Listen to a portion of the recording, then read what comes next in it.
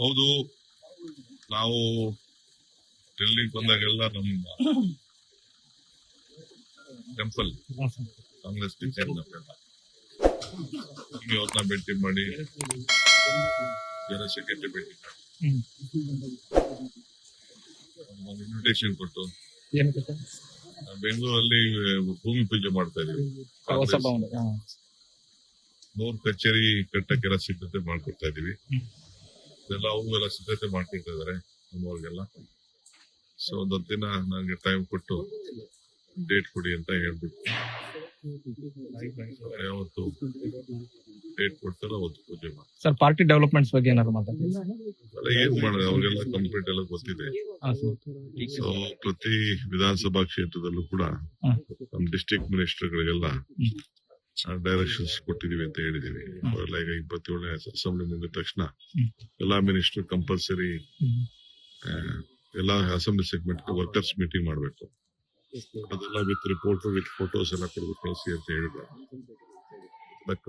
ಮತ್ತೆ ಇತ್ತೀಚೆಗೆ ಚರ್ಚೆ ಆದ ಅಧಿಕಾರ ಬದಲಾವಣೆ, ಹಸ್ತಾಂತರ, ಕುರ್ಚಿ ಬದಲಾವಣೆ ಅವೆಲ್ಲ ಸುದ್ದಿನೂ ಇಲ್ಲ, ಏನಿಲ್ಲ. ನಾವು ಕೇಳಿದ್ರ ಅದ್ರ ಬಗ್ಗೆ ಯಾವ ವಿಚಾರನೂ ಮಾತಾಡಕ್ಕಾಗಲ್ಲ. ನಮ್ದೇನಿದ್ರು ಮುಂದಕ್ಕೆ ಎಲೆಕ್ಷನ್ಸ್ ಎಲ್ಲ ಜಲ್ದಿ ಮಾಡಿ ಅಂತ ಹೇಳಿದ್ದಾರೆ. ಲೋಕಲ್ ಬಾಡಿ ಎಲೆಕ್ಷನ್ಸ್ ಮಾಡ್ಬೇಕು ಅಂತ ಮಾಡ್ತೀವಿ ಅಂತ ಹೇಳಿದಾರೆ.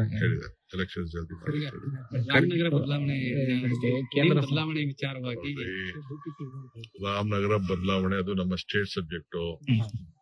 ಅವರು ಹೋಗಿ ಹೋಮ್ ಮಿನಿಸ್ಟರ್ಗೆಲ್ಲ ಹೋಗಿ ಕೆಲವರೆಲ್ಲ ಇಲ್ಲಿ ಮಿನಿಸ್ಟರ್ ಇದಾರಲ್ಲ, ಅಂದ್ರೆ ಕುಮಾರಸ್ವಾಮಿ ಇನ್ಯಾರು ಅವರೆಲ್ಲ ಹೋಗಿ ಏನೋ ಪಾಪ ಪ್ರಯತ್ನ ಪಟ್ಟು ಏನೋ ಬರ್ಸಿದ್ದಾರೆ. ಎಲ್ಲಾ ಡಿಪಾರ್ಟ್ಮೆಂಟ್ ಅವರು ಪಾಸಿಟಿವ್ ಆಗಿ ಬರ್ದಿದ್ರು. ಅವ್ರದ್ದೇನು ಕೇಳೋ ಅವಶ್ಯಕತೆನೂ ಇಲ್ಲ. ಇದು ನಮ್ಮ ಸ್ಟೇಟ್ ಸಬ್ಜೆಕ್ಟ್. ಇದು ನಮಗೂ ಕಾನೂನು ಗೊತ್ತಿದೆ.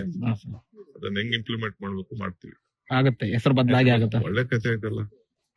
ನೀವ್ ಹೆಸರು ಹಾಕಬೇಕಾದ್ರೆ ಒಂದು ಅಫಿಡವಿಟ್ ಮಾಡ್ಕೊಂಡು ಹೆಸರು ಬದಲಾವಣೆ ಮಾಡ್ಕೋಬಹುದಂತೆ. ನಮ್ ಸ್ಟೇಟ್ ಸಬ್ಜೆಕ್ಟ್ ಅದು. ಎಲ್ಲಿ ದೇಶದ ರಾಜಕಾರಣ ಯಾವ ರೀತಿ ನಡೆಸ್ತಾ ಇದ್ದಾರೆ ಅನ್ನೋದು, ರಾಮನಗರದ ಮಹಾಜನತೆ ಮೇಲೆ ಯಾವ ರೀತಿ ಇದು ಗದಪ್ರವಾಹ ಆಗ್ತಾ ಇದೆ ಅನ್ನೋದಕ್ಕೆ ಇವೆಲ್ಲ ಸಾಕ್ಷಿ. ಲೇಟೆಸ್ಟ್ ಹಾಗೂ ಇಂಟ್ರೆಸ್ಟಿಂಗ್ ಸುದ್ದಿಗಳಿಗಾಗಿ boss TV Kannada channel subscribe ಮಾಡಿ. ಹಾಗೆಯೇ ಬೆಲ್ ಐಕಾನ್ ಪ್ರೆಸ್ ಮಾಡಿ. ಇದರ ಜೊತೆಗೆ ಫೇಸ್ಬುಕ್, ಇನ್ಸ್ಟಾಗ್ರಾಮ್, ಎಕ್ಸ್ ನಲ್ಲೂ ಮಿಸ್ ಮಾಡದೆ ಫಾಲೋ ಮಾಡಿ.